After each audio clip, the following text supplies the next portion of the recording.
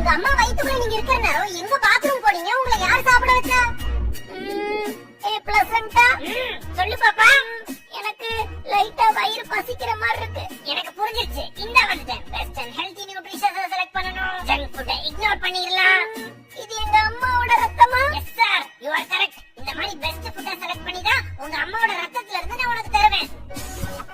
இந்த மாதிரி ஏதாச்சும் அசிங்கமா நீ பார்த்தனா அதை எடுத்து திரும்ப வீசிரு. அது உங்க மம்மிக்கு. ஏய், கொஞ்சம் நல்ல ஃபுட் அம்மாவுக்கு அனுப்புடா. அவங்களுக்கு கொஞ்சம் நியூட்ரிஷன் தேவைப்படுது தெரியுமா?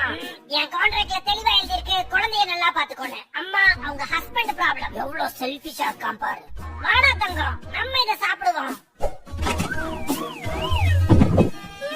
இது ரொம்ப சூப்பரா இருக்கு சாப்பிட. சூப்பரா இருக்குல்ல? ஆனா இப்ப எனக்கு ஒண்ணுக்கு வருது. அட கவலைப்படாத, நான் எல்லாத்துக்கும் ரெடியா இருக்கேன். ஆரம்பி.